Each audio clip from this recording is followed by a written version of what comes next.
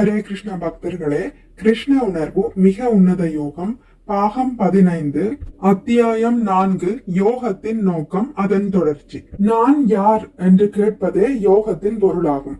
நான் இந்த உடல் இல்லை என்றால் நான் என்பது யார்? நான் தூய ஆத்மா. உடல் சம்பந்தமான செயல்களும் புலன்கள் சம்பந்தமான செயல்களும் தவறானதாக இருந்தால் நான் யார் என்பதை நம்மால் புரிந்து கொள்ள முடியாது. நாம் அனைவரும் பெரிய முட்டாள்கள் என்று பகவத்கீதை கூறுகிறது. ஏன் முட்டாள்கள்? இன்னும் இந்த உடலை நாம் பெற்றுள்ளோம். நாம் அனைவரும் முட்டாள்கள்.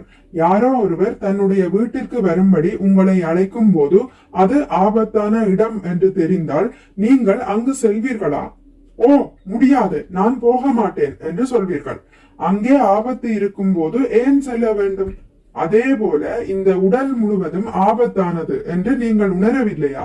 ஏன் மறுபடியும் பிறவி எடுக்க வேண்டும்? விமானத்தில் பறந்து கொண்டிருக்கும் போது ஏதாவது மோதி நொறுங்கி விடுமோ என்று எப்பொழுதும் பயந்து கொண்டே இருக்கிறீர்கள்.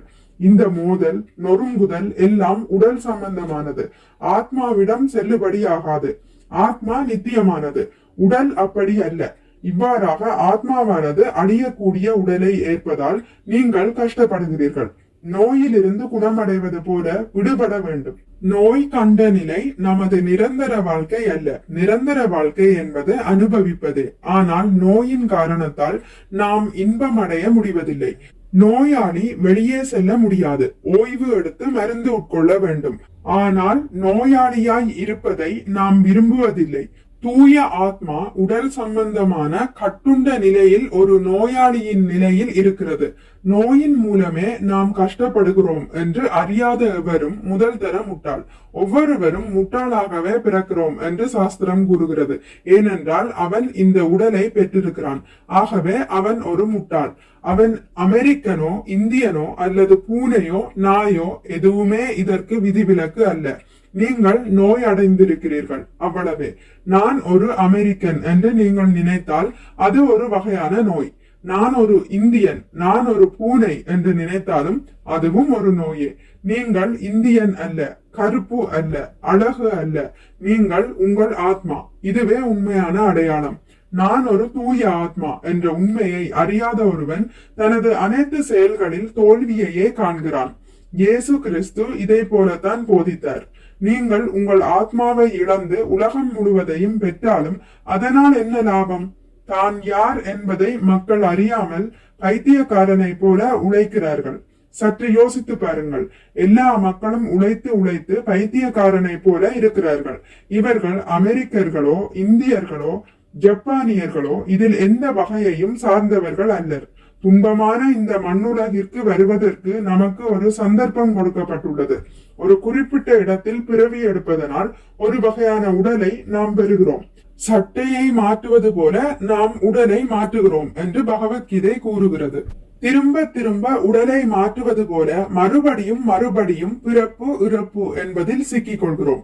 இதுவே அனைத்து துன்பத்திற்கும் காரணம். இதை நீங்கள் புரிந்து கொள்ளாவிட்டால் உங்களது அனைத்து செயல்களும் தோல்வியிலேயே முடியும். ஒருவன் தன்னை ரூபத்திலிருந்து விலகி அறிவதே யோகம் எனப்படும். இந்த உடல் பெற்றோர்களால் பெறப்பட்டது. தூய ஆத்மா என்ற முறையில் நீங்கள் கூட இதன் பிறப்பில் மூல காரணம். ஒரு குறிப்பிட்ட நாளில் பிறவி எடுத்து ஒரு குறிப்பிட்ட நாளில் பிறவி பூர்த்தியாகிறது என்று நாம் கருதக்கூடாது. ஆத்மா அப்படியல்ல. அதற்கு ஆரம்பமோ முடிவோ இல்லை. ஆத்மா கடவுளின் அங்க துணுக்கு என்று பகவத்கீதையில் கூறப்பட்டுள்ளது. கடவுள் நிரந்தரமானவர். கடவுள் முழுவதும் ஆனந்தமும் பேரின்பமும் உடையவர்.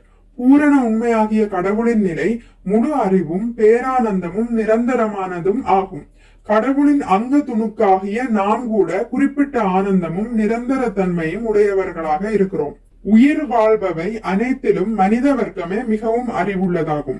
ஆனால் அவர்கள் தங்களது புத்தி கூர்மையை தவறாக உபயோகப்படுத்துகிறார்கள். எப்படி? மிருகங்கள் போல நடந்து கொள்வதன் மூலம் தங்களது அறிவை தவறாக உபயோகிக்கிறார்கள். உண்பது, உறங்குவது, தற்காத்துக் கொள்வது, இதுவே மிருகங்களின் குணம்.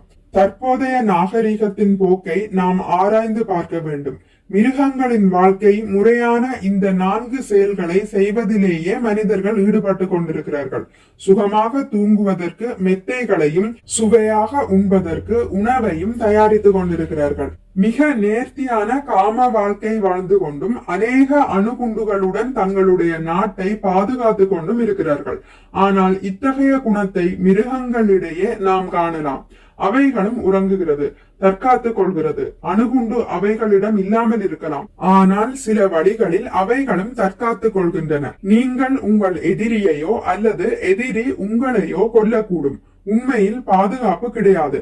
உங்களை நீங்களே காப்பாற்றிக் கொள்ள முடியாது. அணுகுண்டு போடப்படும் இடமெல்லாம் அது உங்களை பாதிக்கிறது. ஆகையால் நம்முடைய பிரச்சனைகளுக்கு இது தீர்வு அல்ல. நமது பிரச்சனைகளுக்கு தீர்வானது கட்டுண்ட வாழ்வுக்கு அப்பாற்பட்டதை அடைவதாகும். அதுவே யோகம். யோகம் என்றால் உயர்ந்த சக்தியுடன் நாம் தொடர்பு கொள்வதாகும். ஹரே கிருஷ்ணா. இதுடன் முடித்துக் கொள்கிறேன். இனி அடுத்த பதிவில் இதன் தொடர்ச்சி தொடரும். மிக்க நன்றி. ஹரே கிருஷ்ணா.